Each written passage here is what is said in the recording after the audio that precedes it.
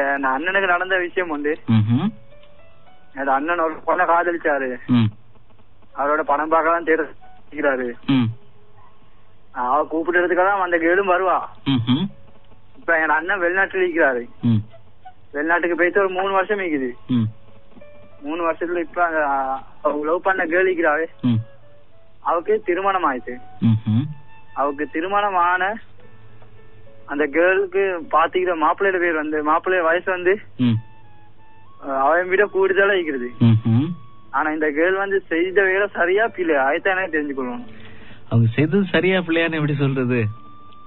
இல்ல நான் ஆயத்தான் தெரிஞ்சுக்கணும். ఎందుకు கேட்டா அவ ஒரு பொடியனோட படம் பார்க்க போய் தீக்கிறாங்க, நல்லா பழகி மிக்கிறாங்க, அந்த போய் கூப்பிட்டு இடத்துக்கெல்லாம் போறாங்க. ஆனா அவ இப்படி செஞ்ச சரியா பிள்ளை ஆயத்தான் தெரிஞ்சுக்கணும். சில நேரங்களில் ஃபர்ஸ்ட்லி நாங்க வந்து இது சரியா பிள்ளையா அப்படின்னு யோசிக்கிறத விட ஒவ்வொருத்தருடைய அந்த மனநிலை அவங்களுடைய சூழல்ல இருந்து பார்க்கும்போது வந்து என்ன முடிவெடுக்கிறது அப்படிங்கிற குழப்பத்துல சில நேரங்களில் ஒவ்வொருத்தரும் வித்தியாசமான முடிவுகளையும் எடுத்துறாங்க இல்லையா? ஓ நான் சாரி இப்ப இந்த கேர்ளுக்கு இப்ப திருமணம் முடிக்கிறதுக்கு பார்த்து வச்சிக்கிறேன்டா. ஒன்று அந்த போய்கிட்ட சொல்லணும் இப்படிதான் நான் உன்னை மறந்துட்டேன், எனக்கு வேற போய பாத்துக்கிறாங்க, நீ என்ன நினைக்காதுன்னு சொன்னாலும் பரவாயில்ல. ஆனா இந்த பொண்ணு இந்த கேர்ள் வந்து அவளோட திருமணத்துக்கெல்லாம் சிரிச்சு நல்லா போஸ்ட் ஆகிக்கிறாங்க. ஆனா அந்த அவர் லவ் பண்ண போய கொஞ்சம் அவ நினைச்சு பாக்கணும் தானே.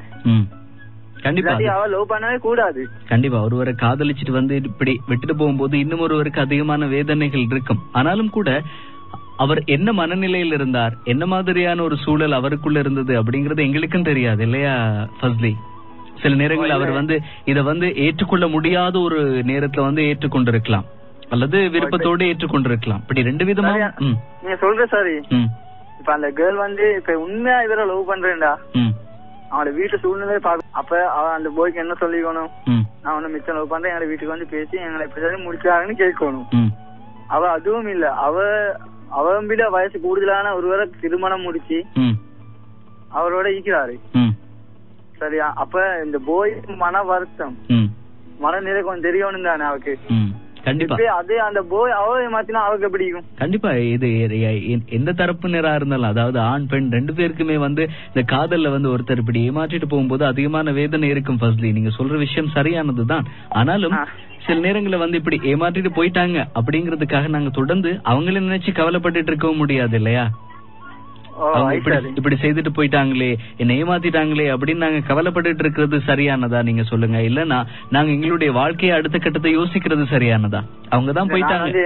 அண்ணன் வாழ்க்கை தான் யோசிச்சேன். இதே மாதிரி மற்ற கோயிலுக்கும் நடக்க கூடாது. கண்டிப்பா நாங்க எப்பவுமே யோசிக்கிற ஒரு விஷயம் இருக்கு ஃபர்ஸ்ட்லி, எங்களை சுத்தி நடக்கிறது, எங்களுக்கு என்ன நடக்குது, வெளியில இருக்கவங்களுடைய மனசு என்ன சொல்லுது அப்படிங்கறதான் நாங்க எப்பவுமே தெரிஞ்சுக்க ஆசைப்படுறோம். நாங்க எப்படி எங்களுடைய வாழ்க்கையை சந்தோஷமா அமைச்சு கொள்றது அப்படிங்கறத யோசிக்கிறதுக்கு மறக்கிறோம். ஐயோ அவங்க விட்டுட்டு போயிட்டாங்களேன்னு அவங்கள பத்தி தான் நினைக்கிறோம், அல்லது அவங்க இப்படி செய்துட்டாங்களேன்னு அவங்கள பத்தி தான் நாங்க நினைக்கிறோம். இல்ல அந்த கேர்ளுக்கு ஒரு தைரியமணி இருந்தா லவ் பண்ணா பரவாயில்ல. அப்ப அப்படி அவருக்கு லவ் பண்ண ஒரு தைரியமணி இல்லாட்டி அவ லவ் பண்ணியே இருக்க கூடாது. கண்டிப்பா அவ நிறைய வேதனையை தரும் ஒருத்தருக்கு. அதே மாதிரி அந்த போயில மன வருத்தம் இப்படி அவர் சம்டைம்ல அவருக்கு அந்த கேர்ளோட போன்ல பேசி அவர் பைத்தியம் வாக்குல தான் ஈந்தாரு. அவர் வெளிநாட்டுக்கும் போயிட்டாரு. அந்த கேர்ளால தான் வெளிநாட்டுக்கே போனாரு அவர் சொல்லி.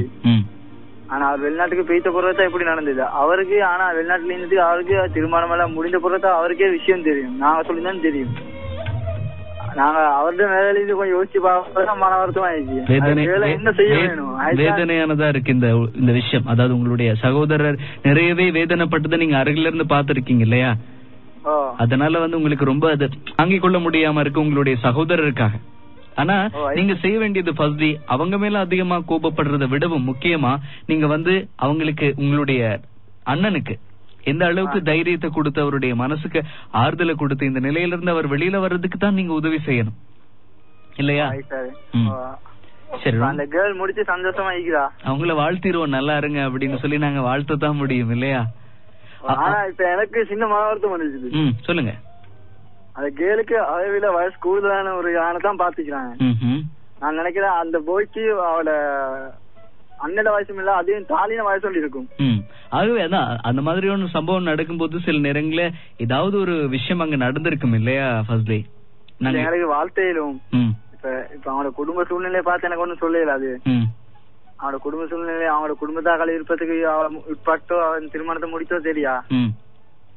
ஆனா வந்து அந்த கேர்ளோட வாழ்க்கைக்கு விருப்பமா நினைக்கல, அந்த கேர்ள் தாண்டி சந்தோஷமா வாழ்ந்துருக்கோம்னு அண்ணன் நினைப்பான். கண்டிப்பா கண்டிப்பா. அப்படியான இல்லாம அந்த போய பார்த்தாலே விளங்குது அவரோட விருப்பம் ஒன்று இல்லாம அந்த திருமணம் நடந்திருக்குதுன்னு தான் விளங்குது. அது வந்து அவங்களுடைய அம்மா அப்பா சம்மதத்தோட நடந்திருக்குதால அவங்களும் நிறைய யோசிச்சிருப்பாங்க இல்லையா ஃபஸ்லி?